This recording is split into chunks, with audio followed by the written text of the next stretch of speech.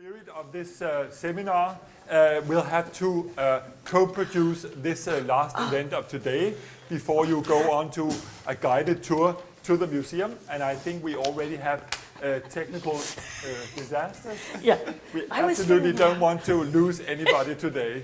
That's objective number one of today. We don't want to have no casualties, please. Yeah.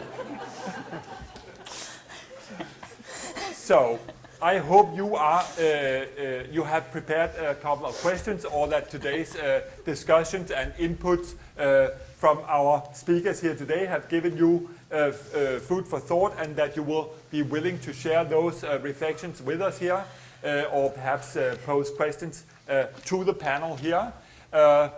When there is a moment of silence, which I hope there is not, I will ask Niels to reproduce some of what you have been writing on the flip charts. So we'll see how that works. But I really do hope that you will help us on this. Just to get Lynn and Martha introduced to our conversation here also, I just asked them, and really I hadn't prepared that, but I just asked them to give a short reflection on perhaps something they had picked up during today, just so that we get them involved in the conversation. Would you like to start, Martha? Okay. I think, first of all, it's very wonderful to see this many people here. And when Ida invited us all, I think we had a vision that this we would do this wonderful tour that we've been taken on and be able to contribute to museums that we visited and have a sense of the context, the cultural context in which museums sit in this country, even geographically. But I had not envisioned the scale of involvement that would be here today, and I think this is as much an honor to your visitors as anything else that we are doing and talking about today. What seems to be the exciting point for me today is something that has come up several times in relation to the survey, the museum survey, as a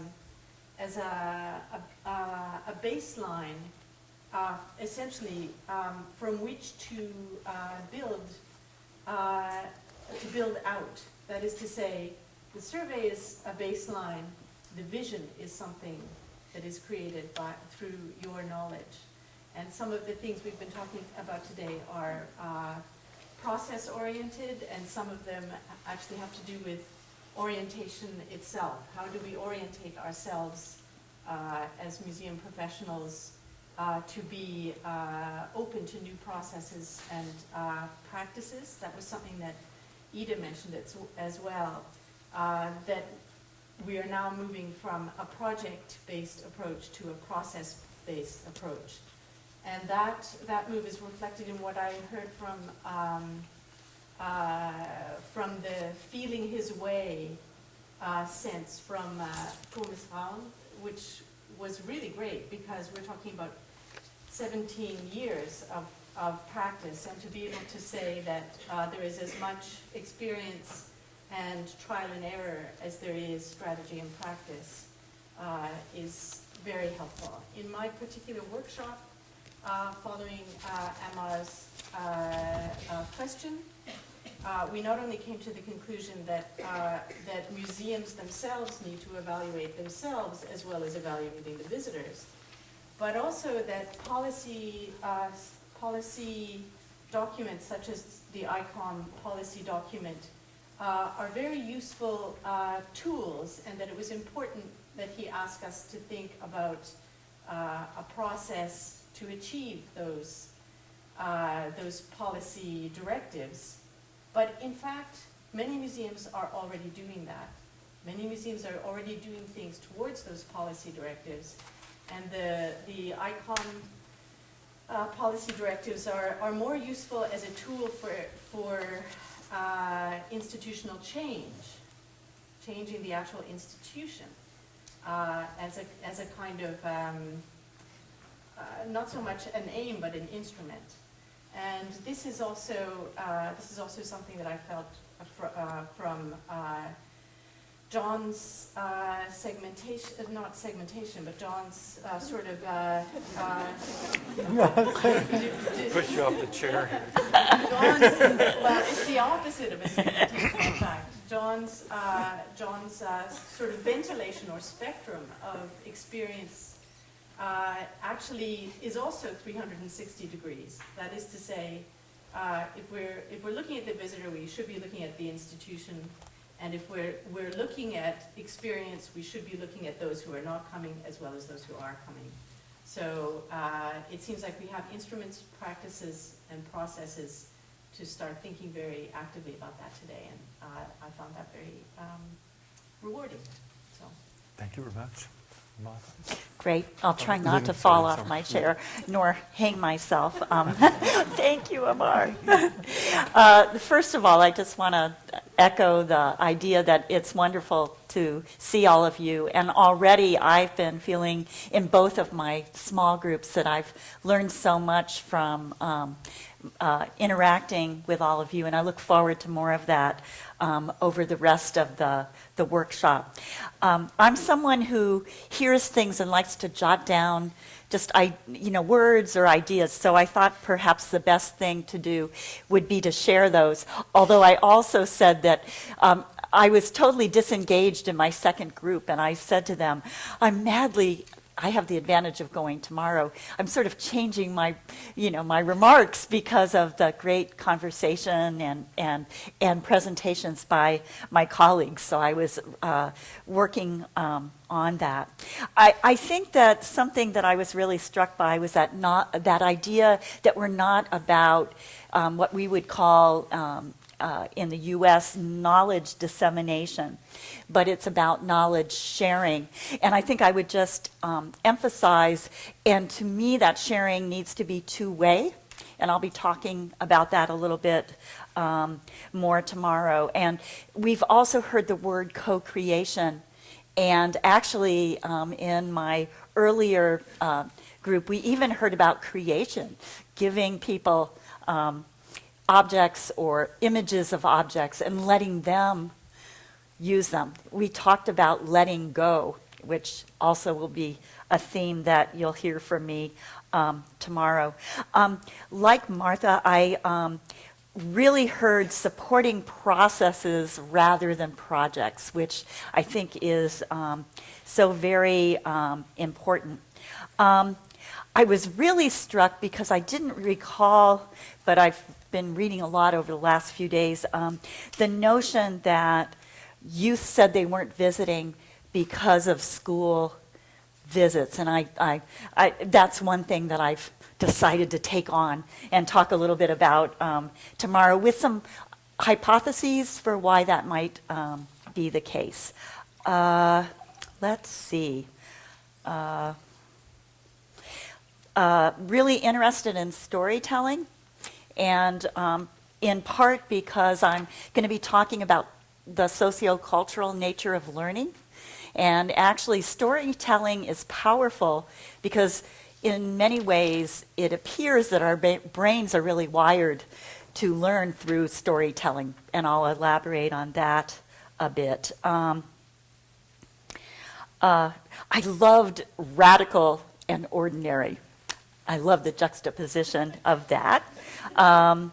Also not about numbers, which I think is a huge issue. I know it is in the States, where we focus on how many people come rather than thinking about the quality of the experience. And I think the dementia patients, which I'm also I was fascinated with, we were worrying about what they were taking away rather than thinking about the ephemeral experience they're having, and thinking of that as impact and outcome, as well as anything that someone leaves with, wherever that might be, which will be something else I'll talk about. People talk about, in the US right now, people are talking about learning loss, and it's like, where did it go, as though it's this commodity rather than this way of being. And then finally, I really like the notion of thinking about experiential learning. I think that's a word that we've used a great deal in outdoor learning and learning in other settings. And by the way, it's wonderful that there are students here, and I've had the pleasure of, Rike, one of the students who was in one of my groups, she's going to be looking at different learning environments as well as museums. I think there's much to learn as we learn with thinking about theme parks, but even looking at our research across settings, I think is really important. And that notion of active participation, which I think goes back to those school groups, but we'll talk about that tomorrow. Thank you very much. And with those very good cues and active participation, would anyone like to embark on a first reflection on what has been going on today? Or questions to the panel? Be courageous. Yes? I think there is a mic on the way to you.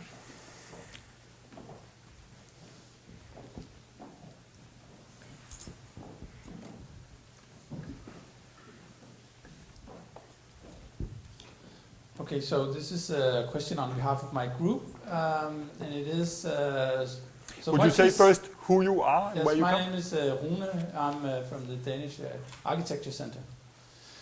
But the question from the group is, much is said today about, let's say, moving, meeting, changing the audience, but what are the implications for the strategic leadership or the recruitment of the institution itself? And you touched upon it already, but maybe you have also, John, some thoughts on that?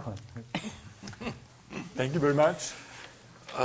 So does this have implications for leadership and management? Would John like to start? Of course it does. Anybody else want to comment? A good leader in delegating. No, go ahead. Did you mean that? Anyone else want to? Yes, I'm serious. It was a major question in the first group that first workshop with my group.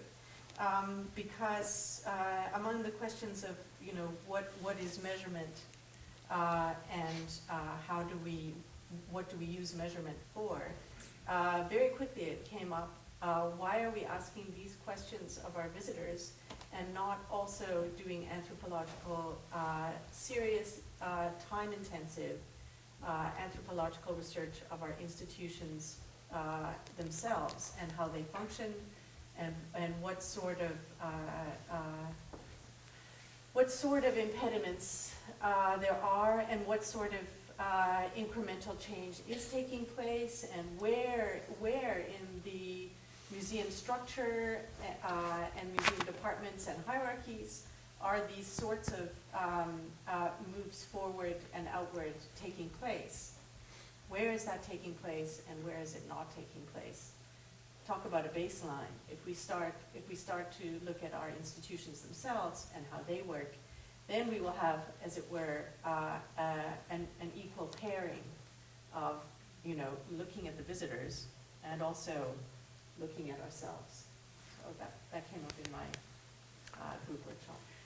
I think your question is my favorite one because I keep arguing all the time that in institutional transformation change, people are always looking at management, but there's a difference between leadership and management. And I think you're spot on. What about the leadership?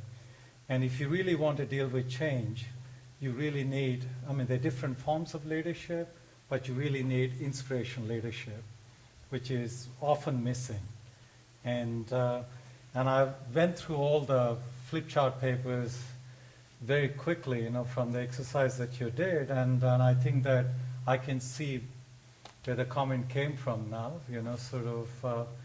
but how do you deal with it? How do you facilitate it? It's not easy because some time ago I was asked, United States had a major congressional report by the National Park Service, and then they decided to establish the National Underground Railroad Museum. Those of you familiar with US history, you know how important this is. So the Freedom Center was being established. in Cincinnati, Ohio. And I was asked to do training. And I said, look, people dealing with leadership don't like to be trained. They like to be retreated. So what I did with senior management and the trustees of the Freedom Center, this is the National Underground Railroad Museum, took them away for 3 days. And, but that brought about a very different dynamic. Because you can't deal with museum leadership without dealing with the governance framework within which those people leading from the, have to work with, the trustees and, the councils and so on. But I think it's, as Son and I were talking about this during the break, this is an area, a challenging area that we feel, Son with all his experience, me with my limited experience, that we need to deal with leadership, transformation, whether it's Denmark or in Europe, there's a big demand for this. Yeah. So thanks for raising that question. Yeah. And I would add to this that it's both an issue for right now, but it's very important to think strategically about the next generation of leaders. And that's it's wonderful to see the diversity of age in the room and to be trying to think about how do you scaffold and build the next group of leaders who in fact empower emerging leaders in institutions, not just to think about the top management, but as we know, a lot goes on in the middle levels as well. And I think that, and this is an opportunity to deal with an observation that Amar has made about discrepancies in gender in terms of leadership as well. Would you say that it's about, that the professional habitus of the employees to some extent are also parameters that reproduce the logics and the modus operandi of any institution? Absolutely. Absolutely. Yeah. And just a tactic, I would suggest, as opposed to strategy, is it's often very difficult for anyone, including leaders, but even all staff, to get themselves out of that familiar context. And so, as a tactic, providing strategies where you ask people to think about what does it feel like for you when you visit some other kind of place. And think about, so let's, if you work in an art museum, let's all take a visit to the Science Center. Let's all go to Experimentarium. What is it like to visit this place? Are they meeting my needs? How successful are they? Because you need to get out of that yourself in order to see the world through different eyes. Because as long as you're stuck within your own world, you're going to see the world through the eyes that you've always seen them. And so, again, just as a process, and it's a little like a retreat, but it's not just going to the lodge, it's actually going and being a visitor in a place where you aren't comfortable, to understand what it means to be a visitor in our spaces. And given that 73% of the decision makers in your institutions in this country are male, and nearly 80% of participants here are female, so there has to be a change, because next door in Sweden, Finland, it's almost, if not the law, almost the law, that there's gender mainstreaming and a gender balance, which are two different things. But it's not something unusual, because Australia had the same situation not all that long ago. But those few women who actually made it into management leadership roles, they found it very difficult, because you can be there, you can be female, but you can change your sex in the boardroom. And because the boardroom is still very patriarchal, male-centered. So what we introduced, I was an advisor at that stage in Australia through Prime Minister and Cabinet, is SWIM, Senior Women in Management. That means women who actually made it, being able to liaise, work together with other women, but also go on a scholarship to the US, for instance, or some other country, so that their own self-esteem, confidence, and capacity was built to deal with gender transformation at the leadership level. So I think that it'll happen very quickly. So there's a lot of women over here. Watch out. You might be the directors and whatever very soon. Yeah. Any more reactions in that vein? Yes, Annemette?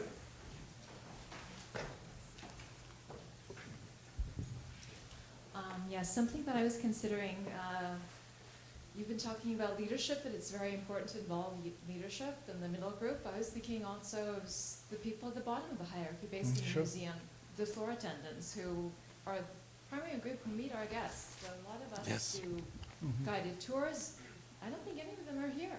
But they're the people who on a daily basis meet our users, but they're not involved in this discussion. I don't know how much we share the results of this national survey with them at our own institutions, but I find them incredibly important to involve. I remember when I was a student studying art history, I was a tour guide here at this museum, and I felt there was long way up to the director, Christian, at the top, and I was not involved in that circle of information.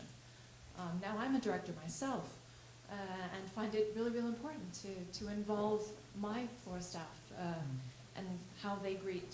Yes. Yeah, and to think of them as the next leaders, Yes. too.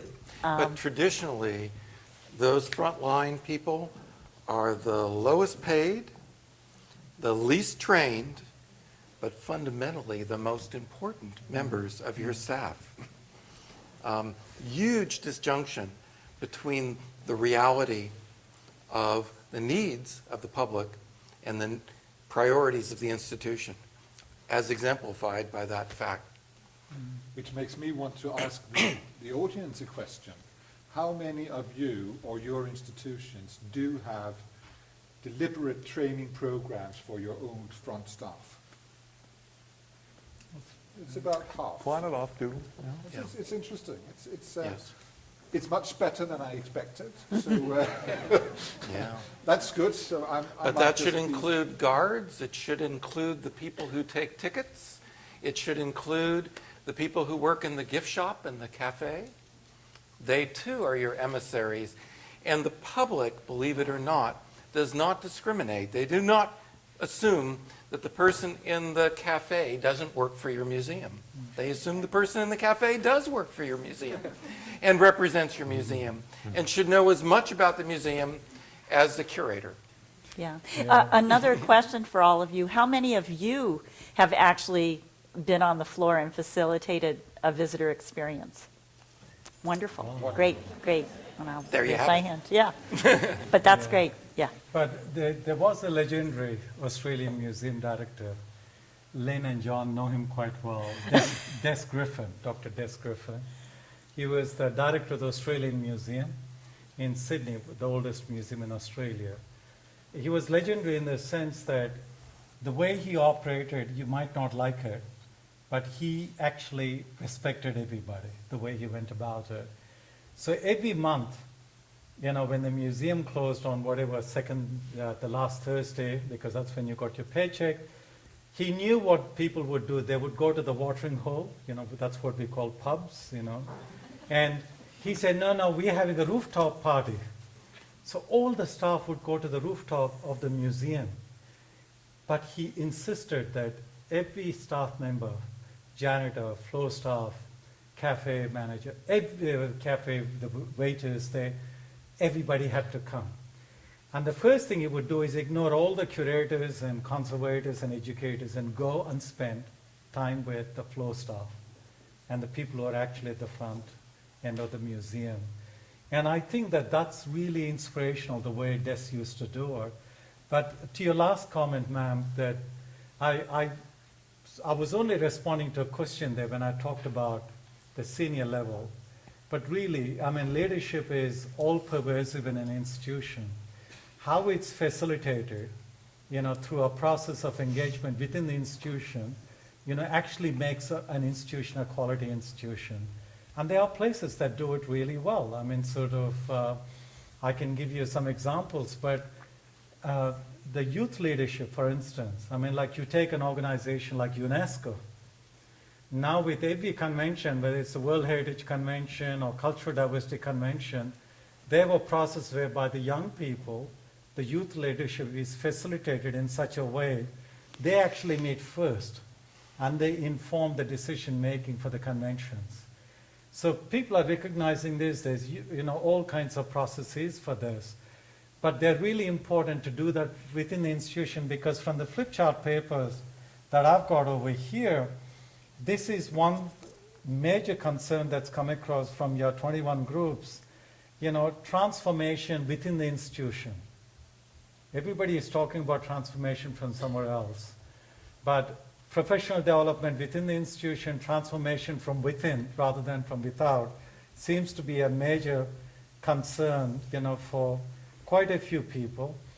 Second thing that comes across very strongly is that people are not, there's certain groups that are not actually being involved because they're seen as not acceptable, because some of us take a high ground, moral high ground in relation to war, moral high ground in relation to various things. We tend to judge and say so-and-so is right-wing, not really connected. But that we start excluding people, and I think that it's really important to bring everybody together into an inclusive process. Now that's not easy, but it reflects a certain integrity in the way you facilitate. Yeah, any more to that? The interface between management leadership on one side and the way museums are dealing with their audiences. In my own research, I was fortunate enough to be able to flip through the preparatory works of the initial museum law in this country. And what was pointed out as one of the major tasks and one of the major objectives of actually having a museum law was the problem of transporting people, artworks or artifacts and knowledge. And we are only talking the 60s, 70s. Now that particular challenge is, I think we can more or less agree, no longer such a big challenge for the societies we live in now. But obviously that also completely changes the challenge for management and for leadership. I have to say, I want to introduce or perhaps build on the more optimistic tone of this. I think there is quite a lot of movement actually occurring in that specific field. I see a lot of changes from inside organizations. Perhaps they don't happen as quickly as some of us would like them to happen, but I still would contend that they actually do occur in the museums. Any response? Am I completely wrong on that, or any responses?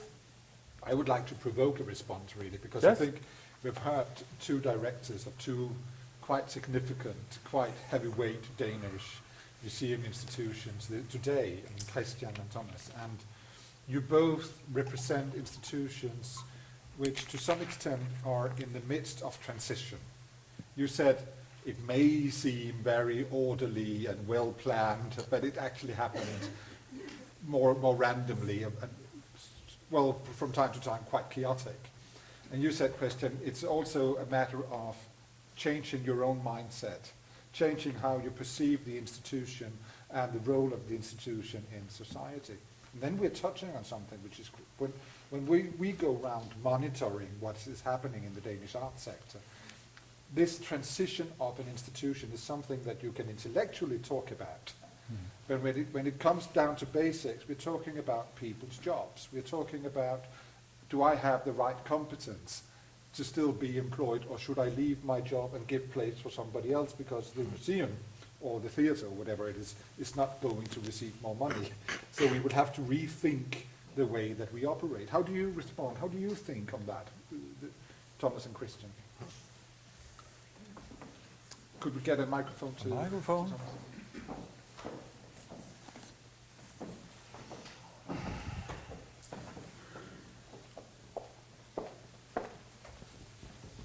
I think it's a very interesting question, and I think it's a very important one. And I came to think that One of the heavy discussions in the museum field in Denmark today is that people employed in a museum on an academical level should have a PhD. Not to be good storytellers, they should have a PhD. So I think that this works almost in contrast to what we are talking about today. So I think that's really a problem, that you focus that much on research as being the prime goal of the museum instead of the storytelling and bringing the museum to the world. So I think the question is interesting.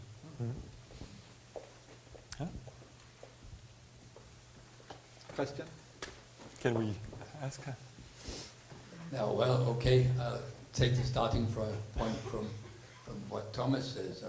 I would say that it has struck me in this whole discussion that I mentioned it before, but I like to repeat it again, that it is absolutely necessary that we do have research. It is absolutely necessary that we keep the nucleus of the art institution, that we have the starting point for all what we do. It is the art, and we do everything we can to introduce as many people as possible to the art. I was asked in the intermission of the pause here, shall everybody go to art museums? That we can't say as museum people that everybody shall go to art museums, but we shall wish that everybody will go to the art museum, because we know that it's so important what we have. And coming to what you said about this, how do we develop this art institution in a situation where there's less and less money? The politicians expect more and more from the museum people. We shall find more and more money ourselves, and at the same time we shall also perform more and more at the museum. And I think it's a wonderful challenge. I think it's fantastic, and we don't do it randomly. It's not chaotic what we do. We do it systematically.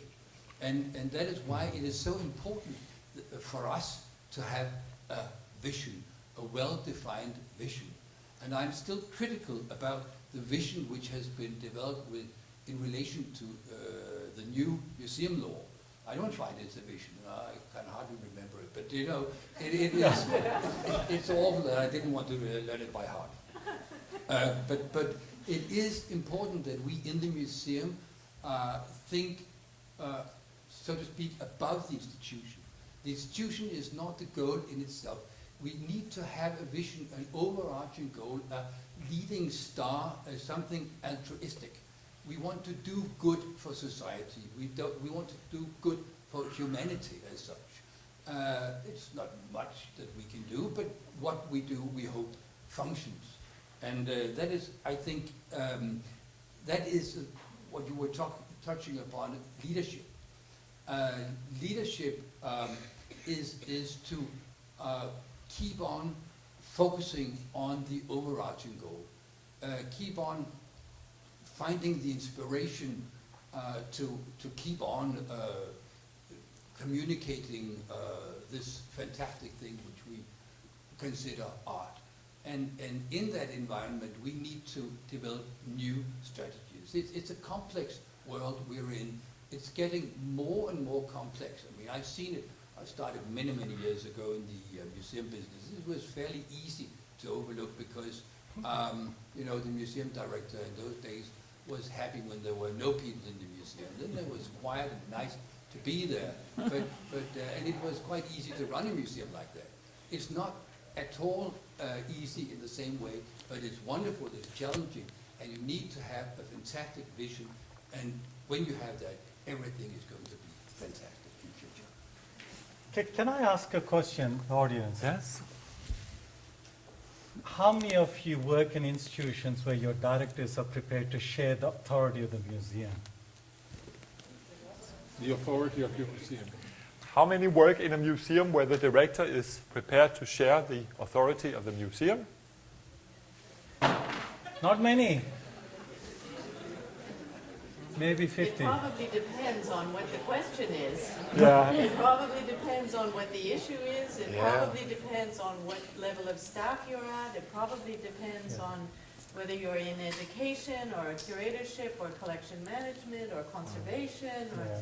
these are, I think the thing that's really important is that I drew from my first workshop encounter was that there is already an extraordinary leadership from people who are planning these programs and who have chosen to come here because they're interested in finding new methods to do it. And that leadership is not necessarily happening in a stepped hierarchy within the museum. It's happening from individual vision that meets the museum vision, whether that museum vision understands that or not.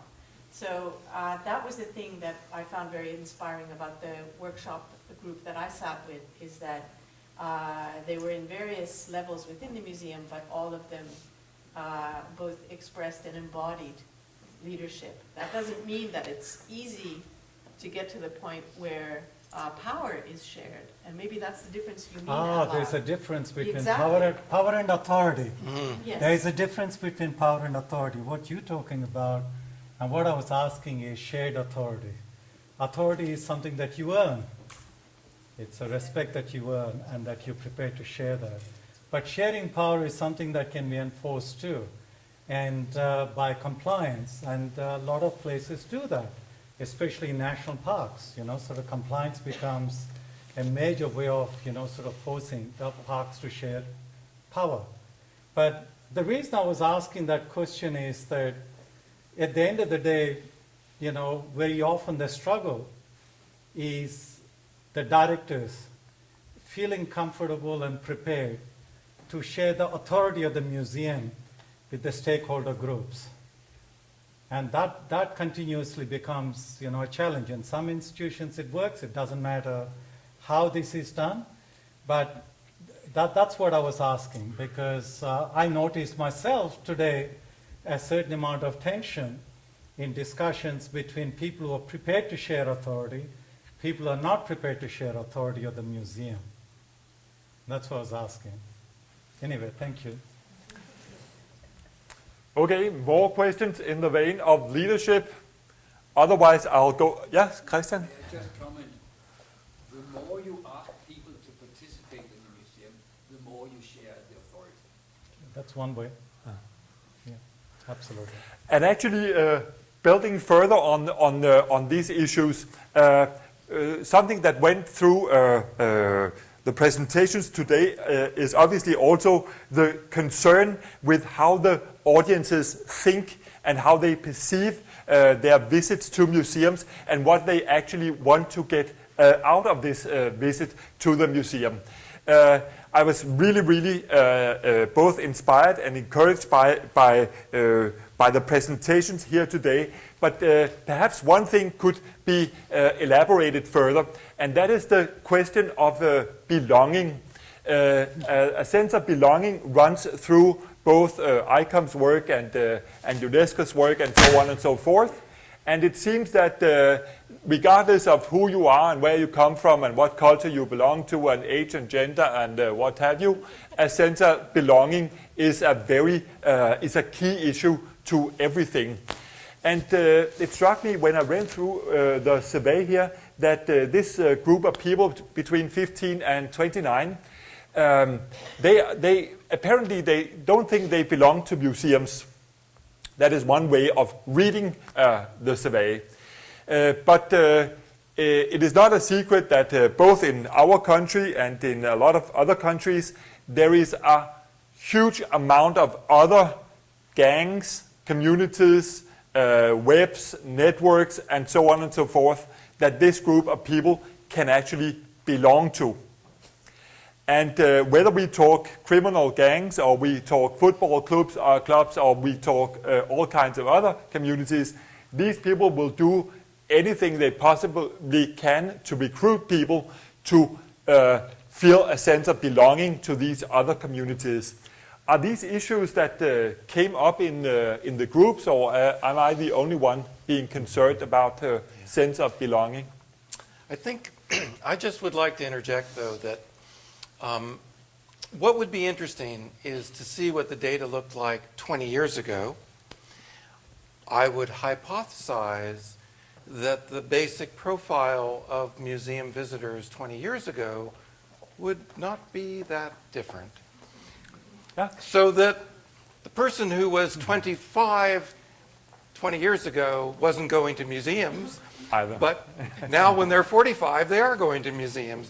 So, I mean, there are a lot of things going on in life. But would you say there were as many other possible communities No, that of these course people not. could belong to? No, I mean, no. those who are 15 today, No. they can participate in all kinds of virtual networks. Well, I'm just The world, asking you. there's a lot more competition for everything Yeah. And every age. at every Yeah. age. Yeah. Yeah.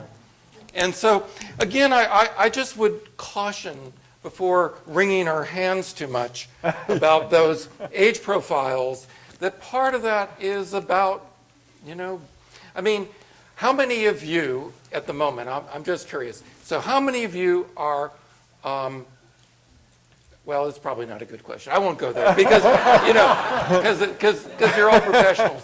I mean, I think if you reflect upon your own self, that the profile of things you do today is not the same as the profile you did 10, 15, 20 years ago. Just Yeah. because we're different people. Yeah.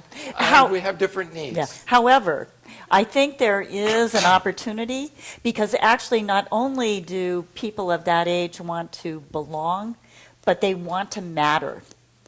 And I think that there are ways that one can use the museum as a place in which youth feel empowered, they feel like they belong, but very importantly, they feel that they matter.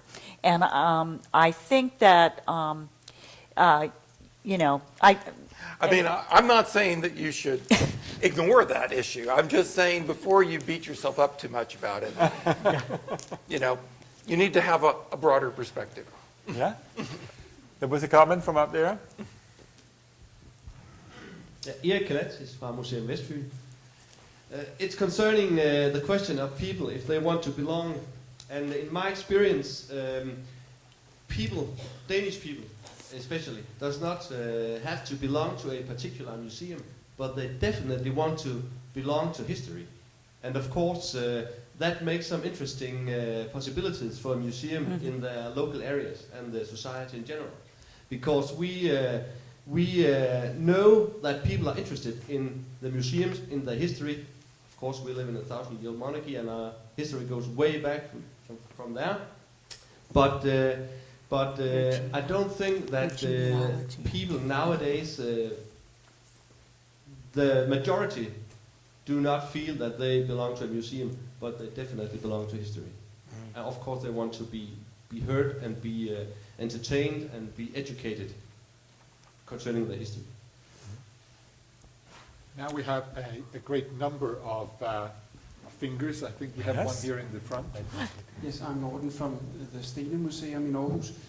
We were just discussing young people and these visitor motivations, because young people, they are sometimes obliged to go to the museum. Could you, John Fawkes, say anything about their identity-related needs? Are there a lot of recharges as well among pupils? Yeah. So talking in terms of children, there's no reason that I mean, I don't know how it works when you're 3 years old, but I will tell you from about the age of 8, 9, 10 on up, children on school field trips, for example, have the same suite of motivations as adults. We want to pretend that they're all professionals, hobbyists. They've got specific goals, but they're as likely to want to hang out with their friends. They're as likely to want to see what cool things are here. And so we need to appreciate that there's the same range of motivations. There's actually plenty of room for research on trying to understand what those are, are there different motivations? Most of this work's been done with adults.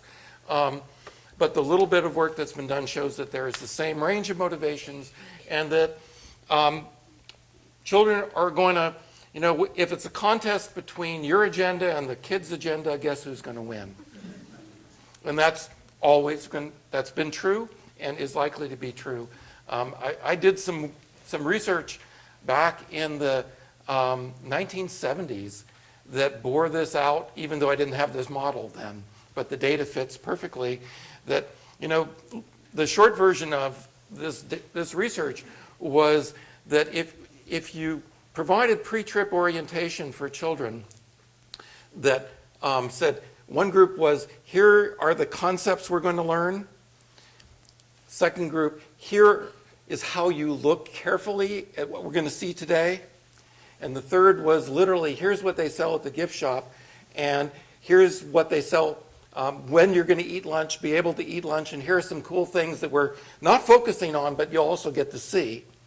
Which of those three groups learned the most content? Number 3. Because you acknowledged that their agenda was important, and they therefore were willing to meet you halfway. And I think that's as true with kids as it is with adults. Yeah. Ann Cole, Aalborg University. There's a topic I think that's been kind of skirted around, and it relates not only to leadership, but also this idea of transformation, and also who is that visitor, and getting the younger people and other people involved. And maybe Amma, you're the best person possibly to comment on this, is the ethnic group. And you were just mentioning the gangs, if you will. How do you bring those people within the museum? A lot of times when I'm looking at who is on the board of directors list, it is what you would consider sort of the white Eurocentric people, and there's not always that many ethnic names or people on those lists. Wouldn't that be part of the process of trying to bring those people into the museum? And likewise, what Lynn was talking about with the younger people is, how do you reach out to those people and get them involved? Because that is part of the audience that is missing. Would Amar respond to it, or who would respond? Well, I think it's a very important question. The answer is very straightforward. That is, but it's a difficult one to address. That does your institution reflect your stakeholder population in all its aspects? That becomes a key question. And I'll give you an example. And in 1991-92, something quite dramatic happened at the Smithsonian Institution. There was a chap called Ted Mack, an African American who was almost 2 times my size. He owned the 2 Mobile, that's the main means of transport to all the tourist destinations in Washington, D.C. He's African American. He wanted to do something for Anacostia. Remember, 75% of population in D.C. is black, and Anacostia is one of the poorest neighborhoods in North America.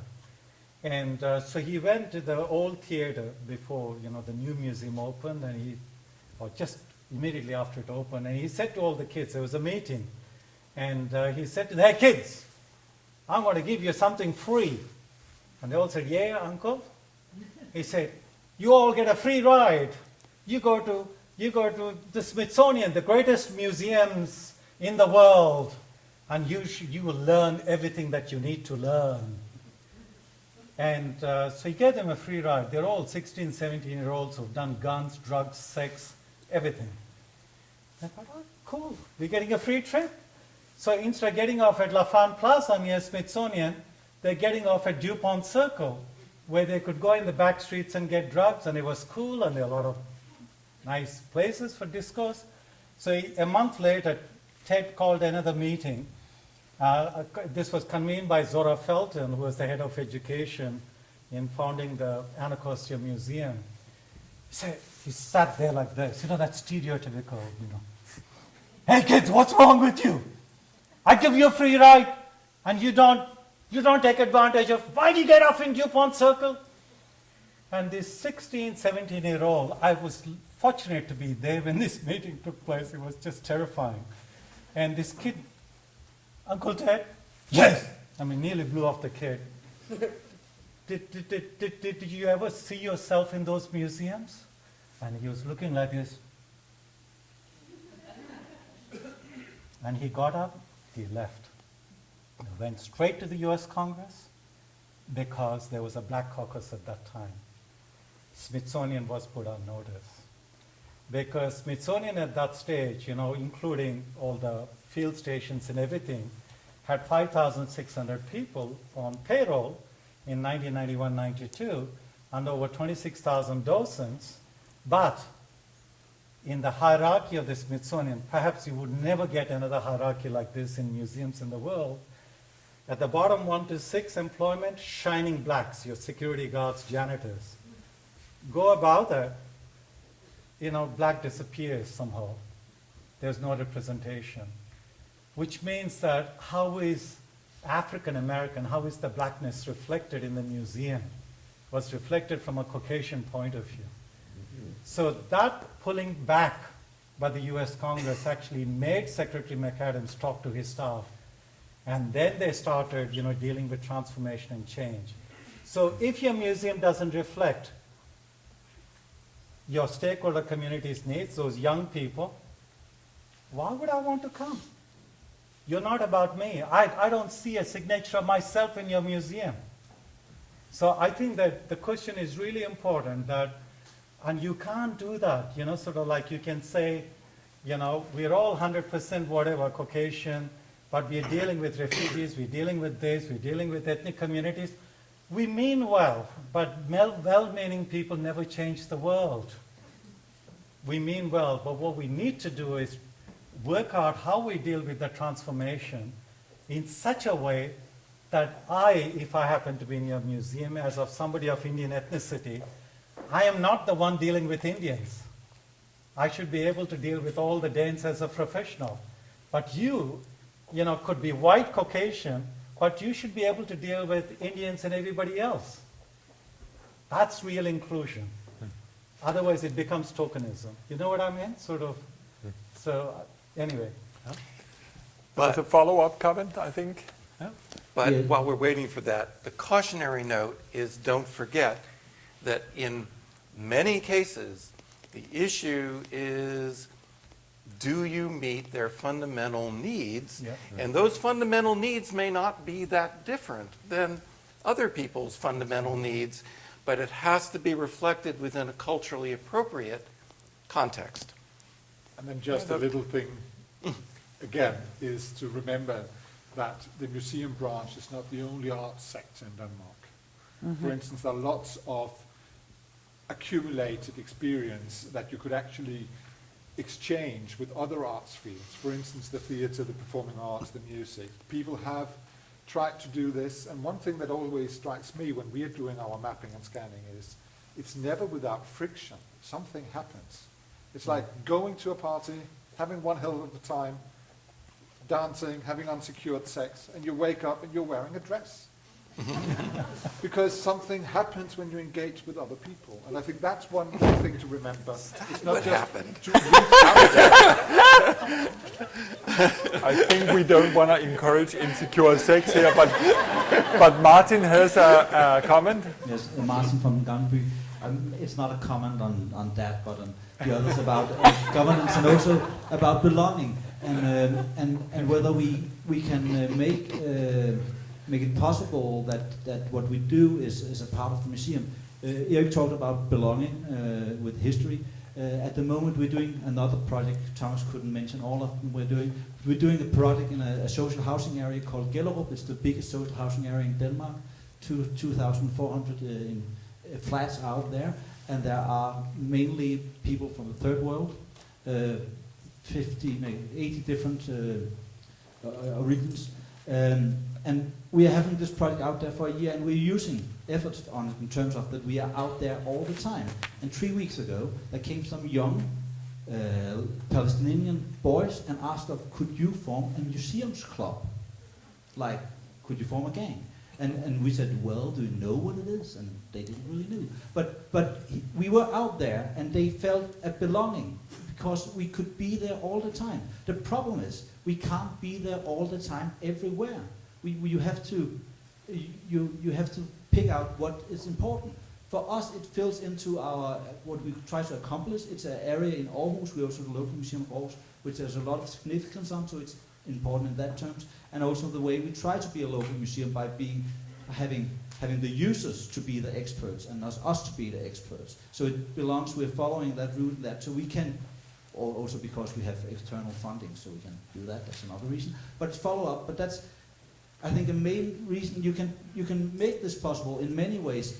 Problem is to find the right fundings to make it possible all the time. Yeah, and find the right partners. I think your example with dementia is, and knowing what you have the expertise to do, which is to have someone opening that door when the doorbell rings and helping people put their coats on the bed and all those things, but not creeping, you're not the expert about the illness and having people who have that expertise. So it's partnerships with other arts organizations, but it's partnerships with other parts of your community.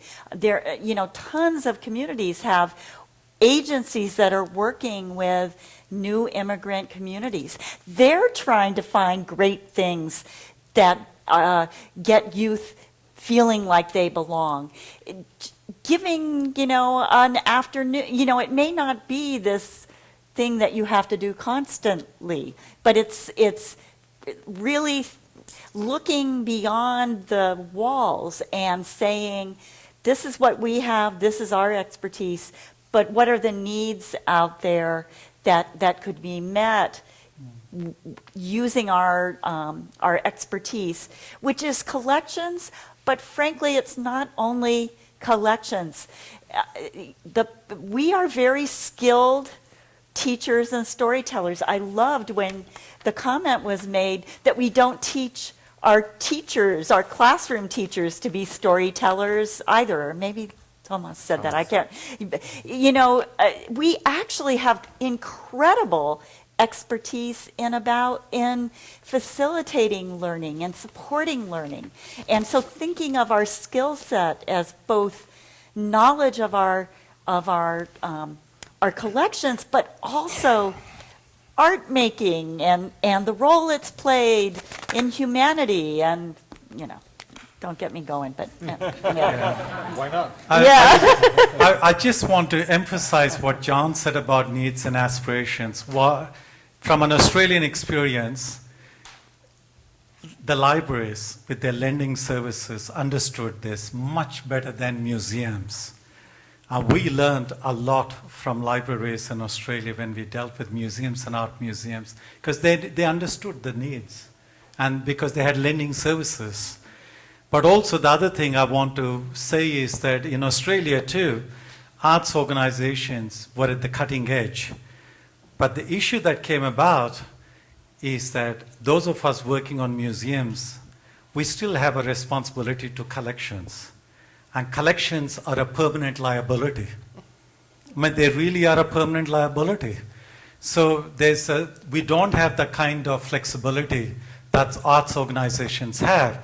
But on the other hand, thanks to their flexibility, we can learn from the methodologies they use in. One thing that comes out very strongly in all the flip chart papers is community engagement. What does it mean? How does one facilitate it? Can facilitators be manipulators? Whose agenda are we following? These are the kinds of issues that are coming up. Yeah. A final comment? That could actually lead to a final question from some of you, because you've really done your homework. So I have loads of questions for tomorrow, and I would like you to just add on, because we could actually sit here until midnight. But one of the questions is lying on the floor here in front of me and has been, teasing me through this whole session, and it's about Is creating an inclusive and social museum all about adding on? Or is there any traditional / current practices that should be changed / eliminated? Question. And then there is one directly to you, John. Do you have any best practice examples on museums that succeeded in changing their visitor approach? So those are the final questions, just to make it easy. Do you want me to answer that now? Yeah, please. Sure. I'll give you two examples of people who have begun to try and creatively embrace this idea of it's not who, but why. One was a marketing campaign from the north of England, where they, it was, where was it? It was Tyne and Ware. Tyne and Ware, Yeah. yes. And this was a collection of museums that was run by the local government. And so, there were history museums, there were art museums, there were natural history museums. Well, of course, the typical way the museums had historically approached their websites and marketing was to say, we're the art museum and here's what we have on collection. But what this collection of museums did was they created this whole campaign that said, I like ... And what they said is they generated more than 100 of these. I like mysteries. I like adventure. I like solving problems. Just a whole bunch of these. And then you, the public, got to say, well, that's what I like to do. And they said, if you like that, here's a bunch of things that you can do at our various museums. So it started with the interests and needs of the public rather than the collections and shtick of the museum.